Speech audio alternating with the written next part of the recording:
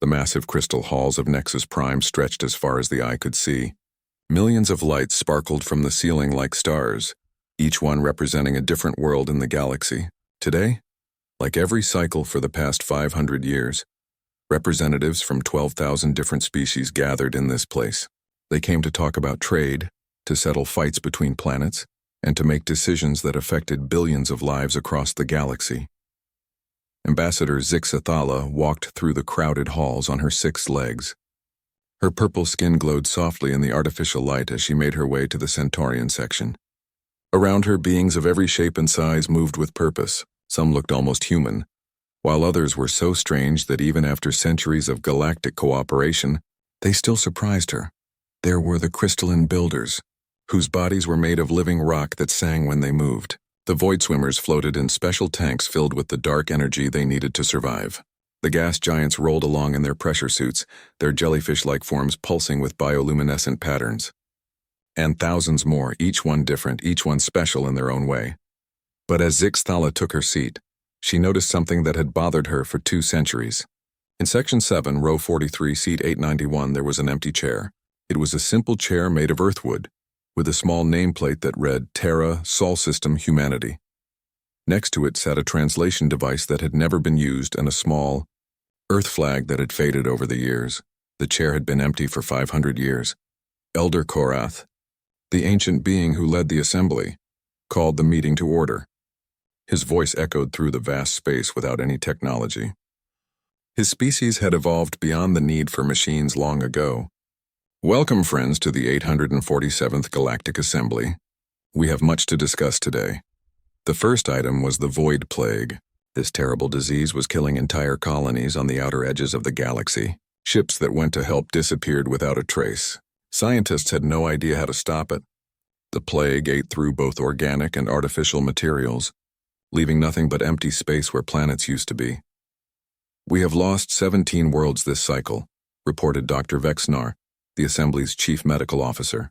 His forearms moved frantically as he showed holographic images of the destruction. The plague moves faster than our ships. We cannot evacuate planets quickly enough, the representatives murmured among themselves. Some spoke in languages that sounded like music, others in clicks and whistles. The universal translators worked overtime to help everyone understand each other. What about the Iron Worlds? Asked someone from the back. They promised military support. The Iron Worlds are too busy fighting the Helix Confederacy, replied another voice. That war has been going on for 30 years with no end in sight. Zixathala listened to the familiar arguments.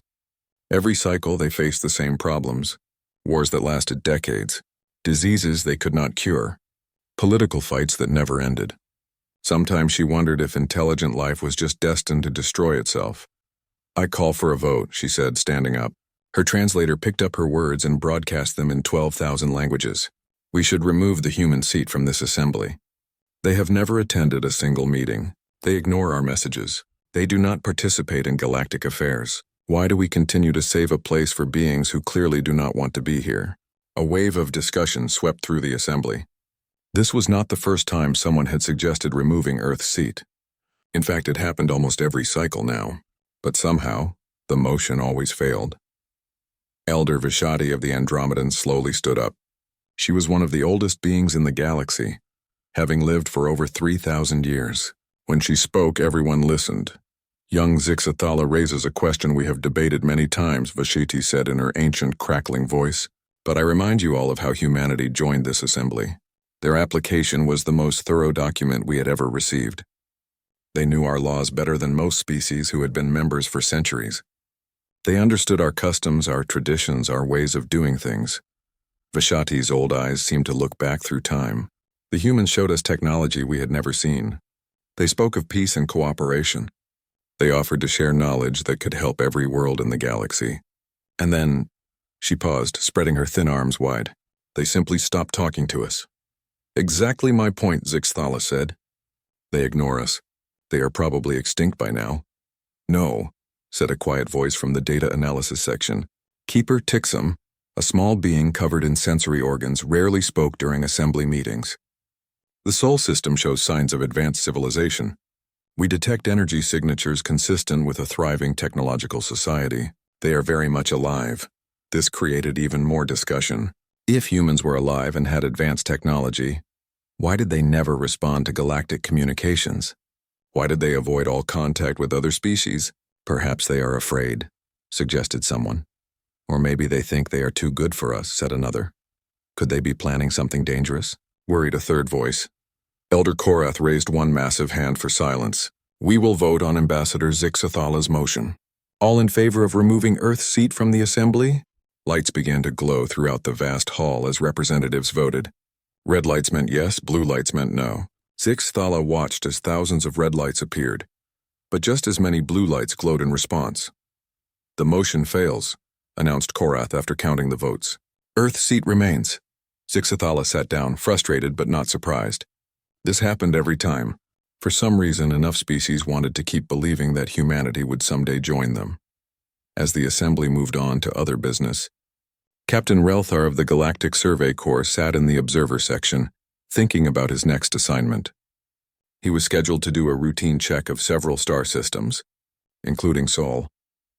Maybe this time he would finally get some answers about the mysterious humans. In his long career exploring the galaxy, Relthar had seen many strange things. Planets made entirely of crystal that sang in harmony, gas clouds that were actually single living beings, ancient machines left behind by civilizations that had disappeared millions of years ago. But nothing puzzled him more than humanity. They had burst onto the galactic stage 5 centuries ago with impressive technology and peaceful intentions. They had followed every rule, filled out every form, and passed every test required for assembly membership. Then they had simply vanished from galactic politics while continuing to exist in their home system. Relthar made a decision. When he visited the Sol system, he would try harder than previous survey teams to make contact. Maybe the humans were just shy. Maybe they needed a personal invitation. Maybe they had been waiting for someone to visit them instead of just sending messages through space.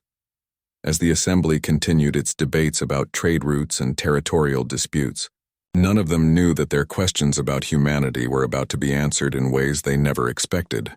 In the darkness between stars, ancient machines were stirring. Sensors that had watched and waited for centuries were finally detecting the approach of curious visitors. The humans had indeed been silent for 500 years. But they had not been idle. They had been watching, learning, and preparing. Soon the galaxy would discover that sometimes the quietest voices have the most important things to say. Captain Relthar guided his ship, the Starseeker, toward the edge of the Sol system.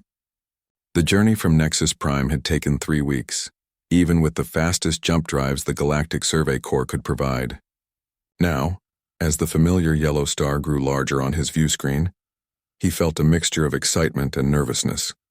The Sol system looked peaceful from a distance. 9 planets orbited the star in predictable patterns, just as they had for billions of years.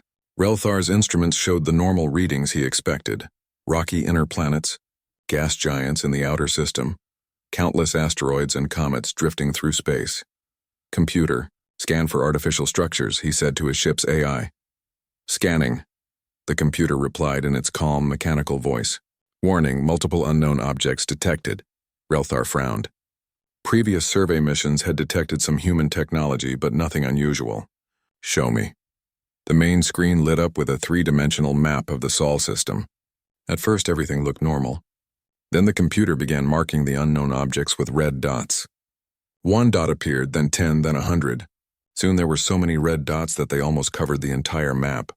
Computer, how many objects are you detecting? Scanning continues. Current count, 47,612 artificial structures. Number increasing as scan resolution improves. Relthar stared at the screen in shock. 47,000 structures? That was impossible. The largest spacefaring civilizations in the galaxy had maybe a few hundred ships and stations in their home systems. What kind of structures are these? Unknown. They appear to be geometric constructs of varying sizes. The largest measures approximately 2,000 kilometers in diameter. They are positioned in stable orbits around all major celestial bodies. 2,000 kilometers? That was the size of a small moon. Relthar had never heard of any species building structures that large. And they were orbiting everything. The sun, all the planets, even the larger asteroids. As the Starseeker moved deeper into the system, Relthar got his first visual of one of the structures. It was beautiful and terrifying at the same time. The object was perfectly geometric, like a crystal that had been carved by master artists. Its surface was dark but seemed to shimmer with internal light. It rotated slowly as it orbited Mars, and Relthar could see smaller structures attached to its surface like barnacles on a ship's hull. "Captain," his computer said suddenly, "we are receiving a transmission." "From where?" "From the structure you are observing." Relthar's hands trembled as he reached for the communication controls. This was it. After 500 years of silence, humanity was finally going to speak to the galaxy. "Put it through," he said. The voice that came through the speakers was calm and pleasant, speaking perfect galactic standard with just a hint of an accent that Relthar had never heard before. "Greetings, Captain Relthar of the Galactic Survey Corps vessel Starseeker. Welcome to the Sol system. I am Watchkeeper 4479. Please state your intentions and the nature of your visit." Relthar was amazed. Not only were the humans responding, but they knew his name, his ship's name, and his organization. They had been watching him since he entered the system.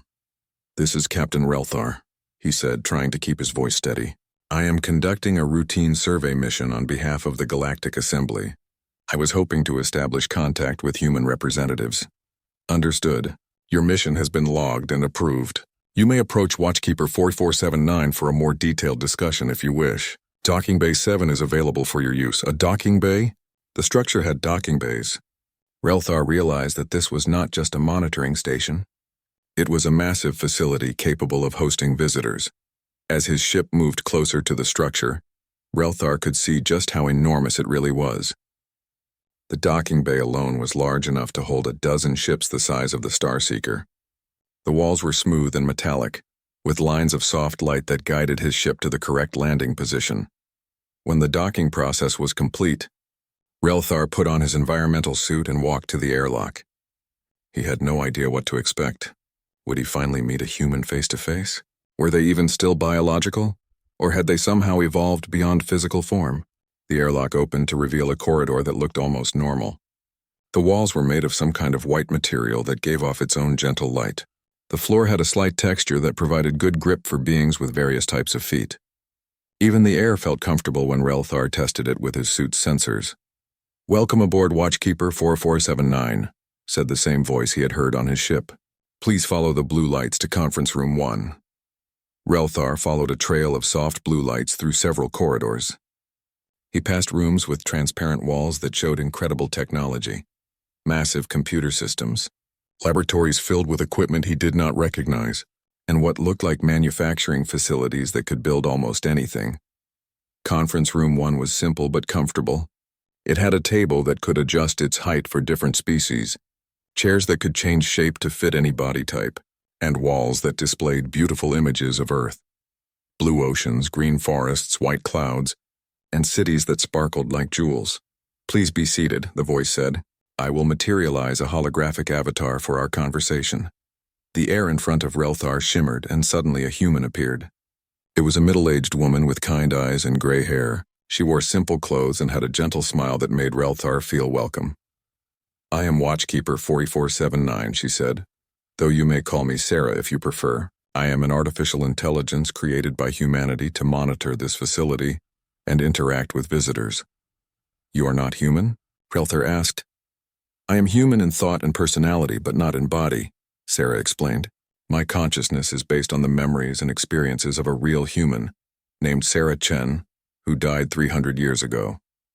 She volunteered to have her mind preserved so that she could continue to help humanity's mission." "What mission?" Sarah's expression became more serious. "The mission to watch, learn, and protect. Humanity decided long ago that the galaxy was not ready for our direct participation, but we have never stopped caring about the welfare of all species." "I do not understand." "Your people applied to join the Galactic Assembly. You were accepted. Then you disappeared." "We did not disappear, Captain. We simply chose a different path." "May I show you something?" The walls of the conference room changed to display a massive star map of the galaxy. Thousands of small lights blinked on the map, each one representing a different location. "These lights represent the locations of Watchkeeper stations throughout the galaxy," Sarah explained. "We have been observing galactic civilization for 5 centuries. We have recorded every war, Every peace treaty, every technological advancement, every disaster. We have learned from your successes and your mistakes. Relthar stared at the map. There were watchkeeper stations everywhere, near every major trade route, every political border, every dangerous region of space. Humanity had not withdrawn from galactic affairs. They had embedded themselves so deeply in the galaxy that they could see everything. Why? He asked him. Why watch instead of participate? Sarah's holographic form walked to the star map and pointed to several flashing red areas. Because participation often means taking sides. It means making enemies. It means being forced to choose between helping one species or another. By remaining neutral observers, we can help everyone without becoming entangled in the politics that have torn the galaxy apart for millennia. But you could have helped us solve so many problems. Who says we have not? Sarah smiled mysteriously. Tell me, Captain, what is the current crisis facing the Galactic Assembly? The Void Plague. It is destroying worlds faster than we can evacuate them. Sarah nodded. And have you checked your ship's database for any anonymous scientific papers about dimensional parasites published in the last 50 years? Relthar was confused. Dimensional parasites? That is what you call the Void Plague. The cure was published anonymously in 17 different scientific journals across the galaxy over the past 50 years. The research was attributed to various fictional scientists, but it all came from watchkeeper stations. Relthar felt his world turning upside down. You have a cure for the Void Plague? We have had a cure for 300 years. We predicted the plague's emergence and developed countermeasures before it ever appeared. The information is freely available to anyone who takes the time to look for it. Why did you not give it directly to the Assembly? Sarah's expression became sad. Because the Assembly has a habit of ignoring advice that comes from sources they do not control. Anonymous scientific papers get studied and verified. Official communications from unknown species get buried in political committees. She waved her hand, and the star map changed to show the war between the Helix Confederacy and the Iron Worlds. We published detailed peace proposals for this conflict 200 years ago. 3 different species have tried to implement our suggestions, but political pride prevents both sides from accepting help. Relthar was beginning to understand the terrible irony of the situation. While the galaxy struggled with problems that seemed impossible to solve, humanity had been quietly offering solutions that no one bothered to use. How many problems have you solved? He asked. We prefer to think of it. Captain Relthar spent the next several hours learning about humanity's hidden presence in the galaxy. Sarah showed him through different sections of Watchkeeper 4479, each one more impressive than the last. There were vast libraries containing the complete history of every known species. There were laboratories where human scientists worked alongside advanced artificial intelligences to solve problems that had puzzled the galaxy for centuries. In one room, Relthar saw something that made his heart stop. It was a perfect replica of the Galactic Assembly Chamber, complete with tiny figures representing every species, but this version was different. In Section 7, Row 43, Seat 891, there was a small human figure sitting in the chair that had been empty for 500 years. We attend every assembly meeting, Sarah explained when she saw his shocked expression. Not physically, but we monitor every word spoken, every vote taken, every decision made. We have representatives in that chamber. You just cannot see them. Invisible observers? Quantum-phased monitoring devices. They exist in the same space as the assembly chamber, but shifted slightly out of normal reality. Completely undetectable to any known sensor technology. Relthar looked at the tiny human figure in the replica chamber. So you have been participating all along. We listen, we learn, and we offer advice when it might be helpful. But we do not vote or make formal statements. We learned early that direct involvement in galactic politics tends to make problems worse, not better. Sarah led him to another room that contained the most advanced computer system he had ever seen. Streams of data flowed through transparent tubes like liquid light. Holographic displays showed real-time information from across the galaxy. Ship movements, communication intercepts, energy readings from millions of worlds. This is where we monitor everything, Sarah said. Every Watchkeeper station feeds information back to facilities like this one. We know about problems before the species involved even realize they exist. She gestured to one of the displays, which showed a detailed map of the Orion sector. Several star systems were highlighted in yellow, with streams of data flowing from each one. For example, The star HD 164595 in the Orion sector will go supernova in 14 months, 23 days and approximately 6 hours. The explosion will destroy 7 inhabited planets and render 12 others uninhabitable. Approximately 47 billion lives are at risk. Relthar stared at the display in horror. 47 billion? We have to warn the Assembly immediately. We published a paper about stellar instability in that region 3 years ago, Sarah replied calmly. It was submitted to the Astrophysical Journal under the name Dr. K. Vextari, a fictional scientist from the Rigel system. The paper included specific warnings about HD 164595 and detailed evacuation plans for all threatened worlds. Was the paper accepted? Yes, it was even peer-reviewed by some of the galaxy's top astrophysicists. They confirmed our calculations and agreed that the threat was real. Then why has nothing been done? Sarah pulled up another display showing political communications from the Orion sector. The local governments received the scientific report, but they decided it was too expensive to evacuate 47 billion people based on a prediction. They voted to conduct their own study, which will take 5 years to complete. Relthar felt sick. 5 years? But the star will explode in 14 months. Politicians often prefer comfortable lies to uncomfortable truths, Sarah said sadly.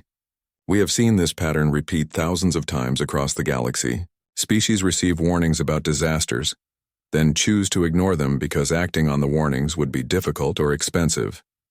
She waved her hand, and the display changed to show a long list of warnings. Each entry had a date, a threat description, and a status update. Most of them were marked with red text that said ignored or dismissed. Warning 23. The void plague emergence predicted 312 years ago. Status ignored until plague began spreading. Cure still not implemented.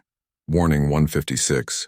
War between Helix Confederacy and Iron Worlds predicted 174 years ago. Status peace proposal rejected by both sides. Conflict ongoing. Warning 298. Economic collapse of the Centaurian trade network predicted 89 years ago. Status.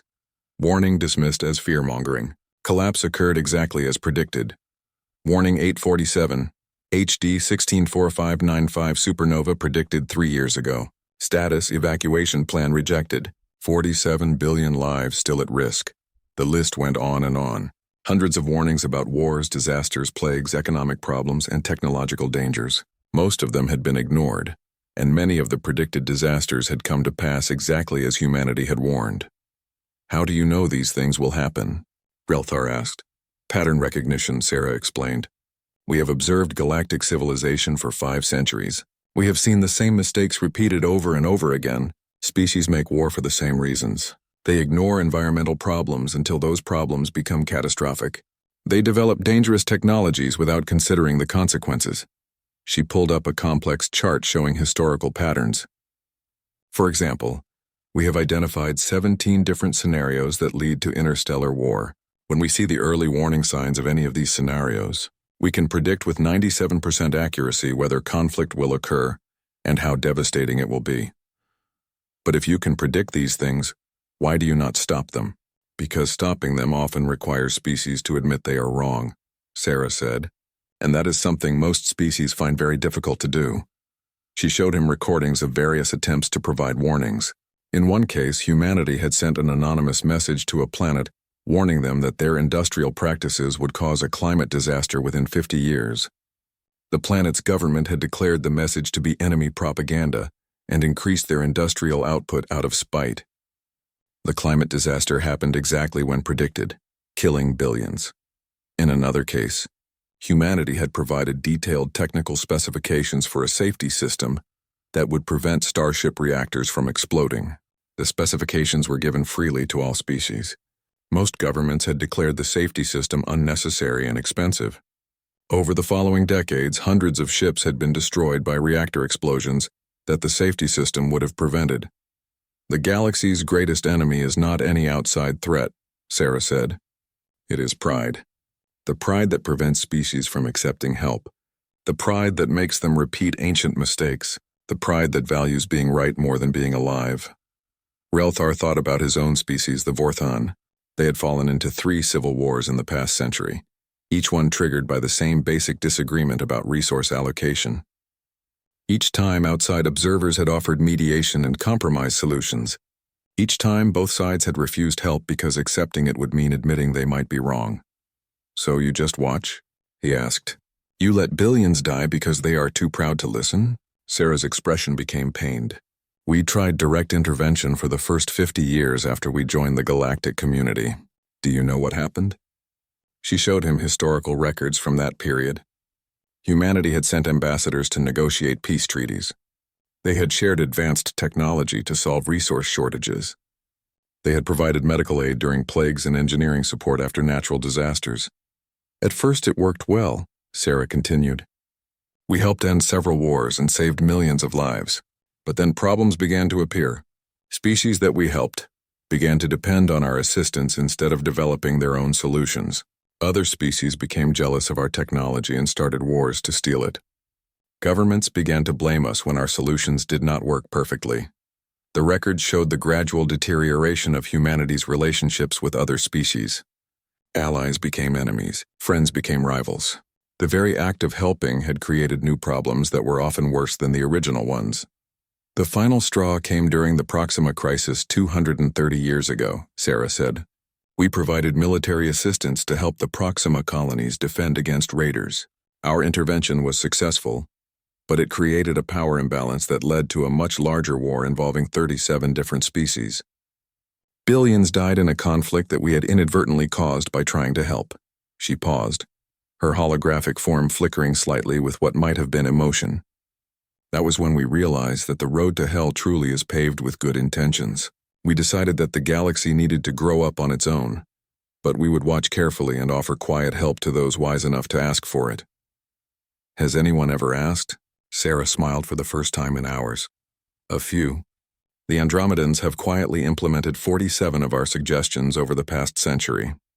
They never admit where the ideas came from, but they study our anonymous publications carefully and adapt our solutions to their needs. Their society has become one of the most stable and prosperous in the galaxy as a result. And the others? They continue to make the same mistakes their ancestors made 1,000 years ago. But we keep hoping that someday wisdom will overcome pride. Until then, we watch, we learn, and we prepare for the day when the galaxy might finally be ready to grow beyond its childhood." Relthar looked around the vast chamber filled with humanities. Captain Relthar spent 3 days aboard Watchkeeper 4479, learning about humanity's secret gift to the galaxy. Sarah gave him access to a special database that contained all 1,000 warnings that humans had tried to share over the centuries. Each warning was like looking into a crystal ball that showed the future with terrifying accuracy. Warning number 1 had been published 500 years ago in a scientific journal on Proxima Centauri. It predicted that the planet's atmospheric processors would fail within 50 years if they were not properly maintained. The warning included detailed maintenance schedules and replacement part specifications. The warning was ignored, and the atmospheric processors failed exactly 51 years later, forcing the evacuation of 12 million colonists. Warning number 67 described how the mining operations on Kepler 442b would destabilize the planet's crust, causing massive earthquakes that would destroy the colony cities. The warning was published as an anonymous geological survey 200 years ago. Mining companies dismissed it as environmental propaganda.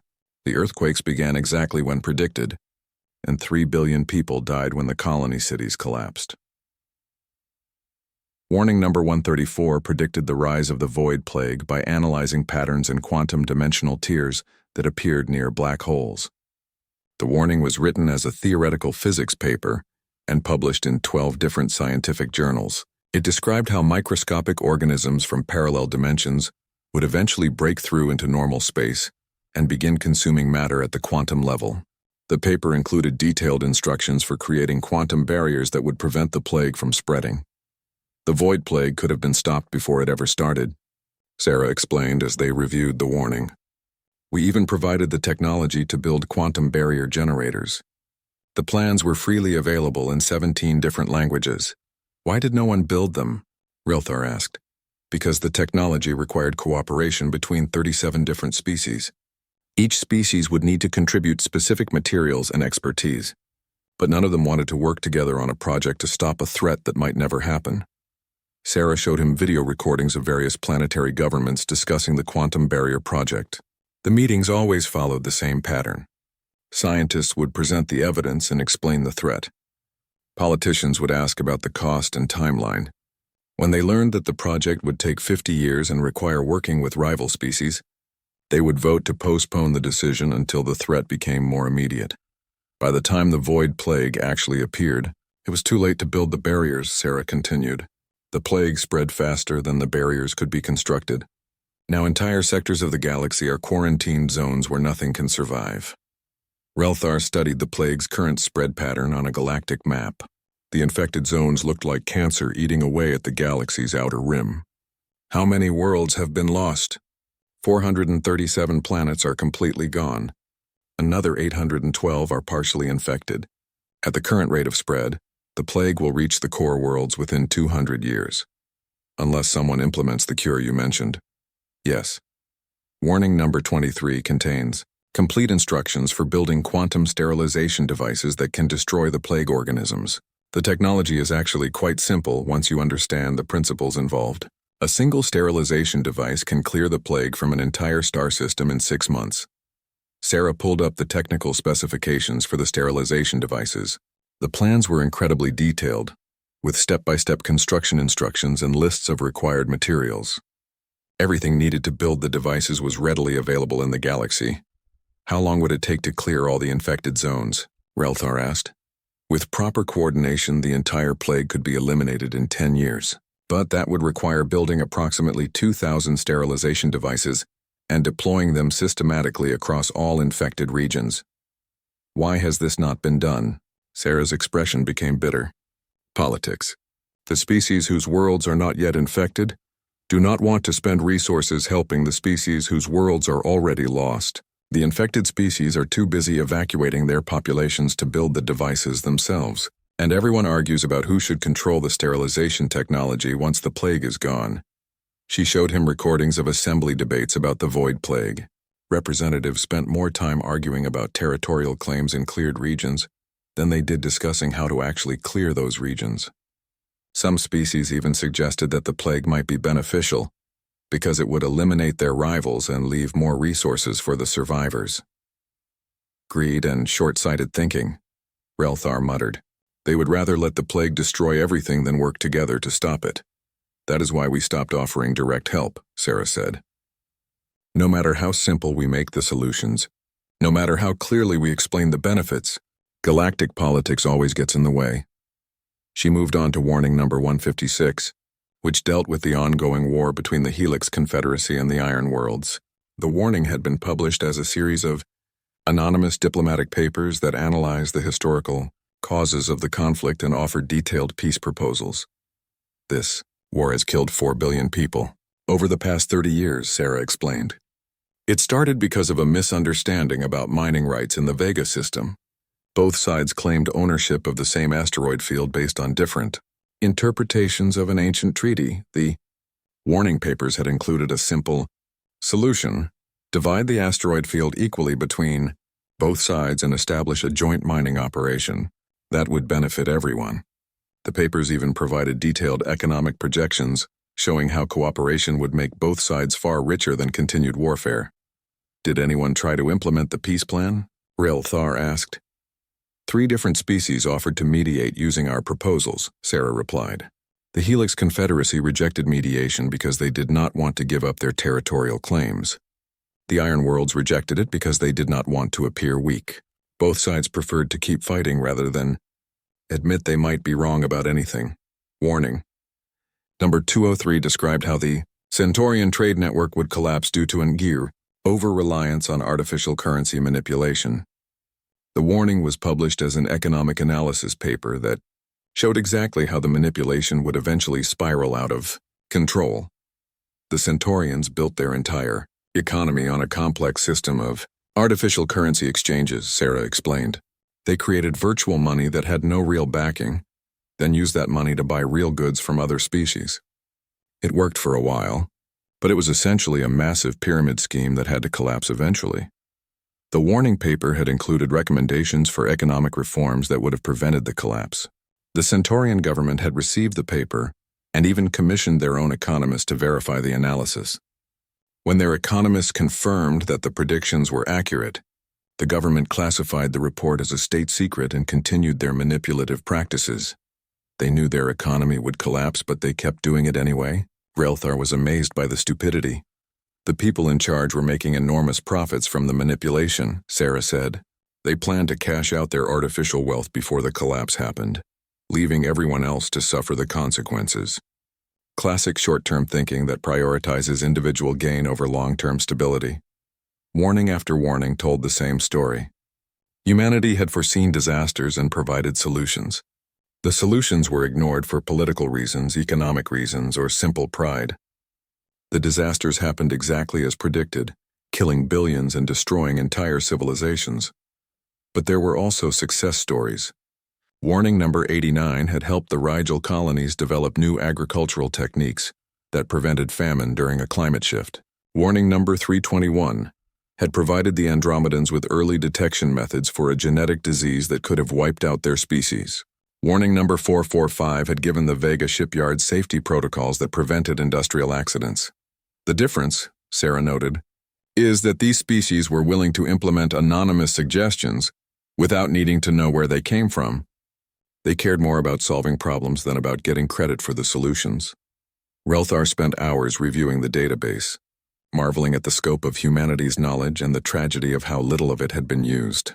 Every warning was like a gift that had been offered freely, and then thrown away by recipients who were too proud or too stupid to accept help. What about warning number 847? He asked, remembering Sarah's mention of the approaching supernova. The star that will explode in 14 months. Sarah's expression became grave. That is our most urgent current warning. 47 billion lives hang in the balance. We have provided detailed evacuation plans that could save everyone if implemented immediately. But the local governments continue to delay, hoping their own studies will prove us wrong. She showed him the evacuation plans. They were masterpieces of logistics and organization. Humanity had calculated exactly how many ships would be needed, what supplies should be prioritized, and where the evacuated populations could be relocated. They had even identified Fun Captain Relthar returned to Nexus Prime with a data crystal containing proof of everything he had learned. The crystal held recordings of his conversations with Sarah, copies of hundreds of warning papers that humanity had published, and most importantly, the complete technical specifications for devices that could stop the Void Plague. When he requested an emergency session of the Galactic Assembly, Elder Korath granted it immediately. Word spread quickly through the massive station that the Survey Corps had finally made contact with humanity. Representatives from 12,000 species gathered in the crystal halls, all wondering what secrets the mysterious humans had finally decided to reveal. Relthar stood at the central podium, looking out at the sea of alien faces. Some looked eager, others skeptical, and many appeared annoyed at being called away from their normal business. In Section 7, Row 43, Seat 891, the human chair remained empty as always. Fellow beings, Relthar began, I have returned from the Sol system with information that will change how we view humanity's relationship with the galactic community. The humans have not been absent from our affairs. They have been watching us more closely than we ever imagined. He activated the holographic display system and showed them images of the Watchkeeper stations. Thousands of geometric structures appeared in the air above the assembly, each one a monument to humanity's patient observation of galactic civilization. A wave of shocked murmurs swept through the hall. Ambassador Zixthala was the first to speak. Captain Relthar, are you telling us that humans have been spying on the galaxy for 5 centuries? Not spying, Relthar replied. Watching, learning, and offering help in the only way they believed would be effective. He began to play Sarah's recordings, starting with her explanation of why humanity had chosen observation over participation. Many representatives became angry when they learned that humans had been secretly monitoring assembly meetings. Others were fascinated by the advanced technology that made such monitoring possible. But when Relthar began to reveal the 1,000 warnings, the mood in the assembly changed completely. He started with warning number 23, the Void Plague cure.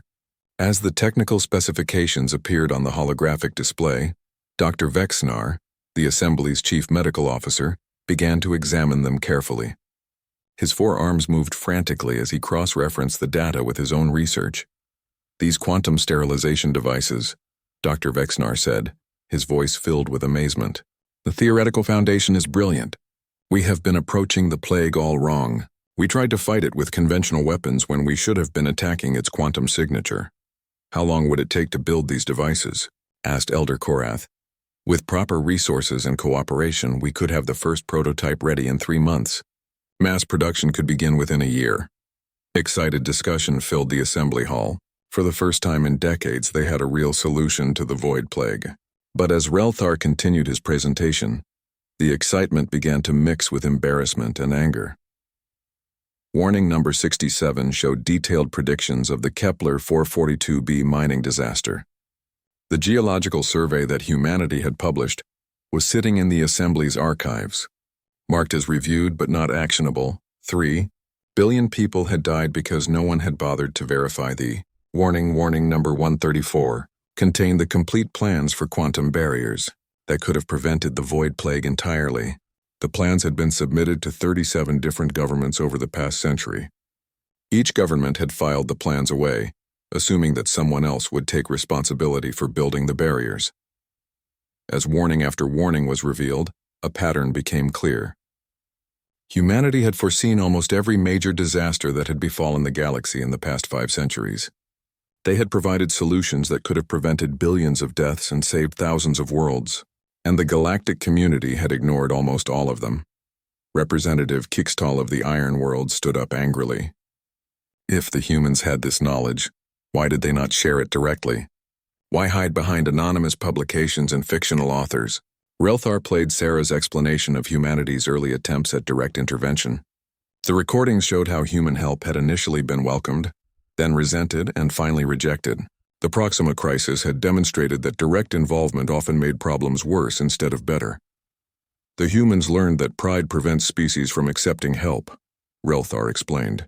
When advice comes from an official source, it becomes a political issue.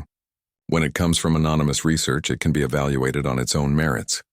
But anonymous warnings can be ignored, protested Ambassador Vexnari of the Helix Confederacy. And they were. Relthar replied bluntly. Almost all of them.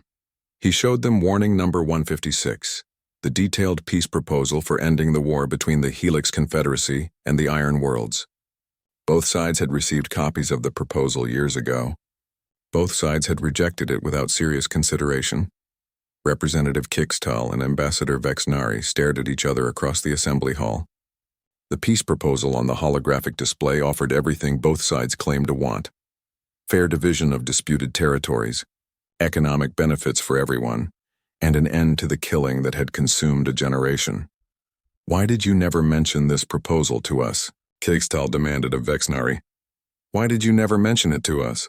Vexnari shot back. "Because," Elder Vashati said quietly, "you both dismissed it as enemy propaganda.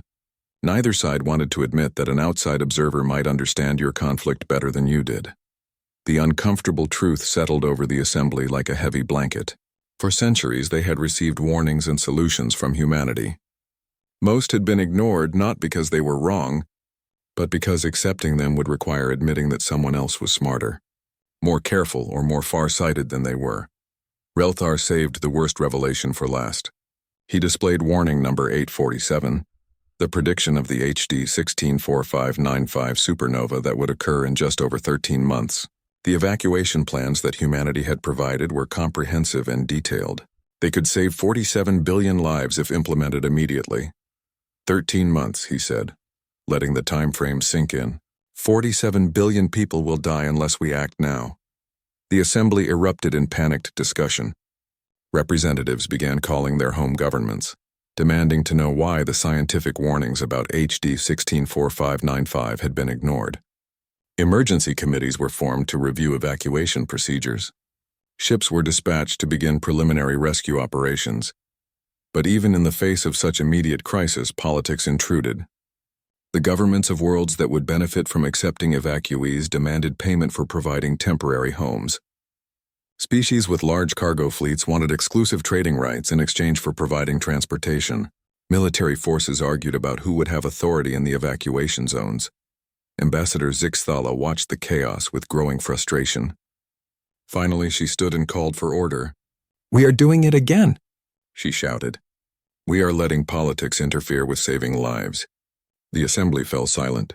Zixathala's purple skin had turned almost black with anger. The humans have given us the gift of knowledge, and we respond by arguing about who should profit from using it. They offer us solutions to our greatest problems, and we debate whether accepting those solutions will make us look weak. She pointed to the empty human chair.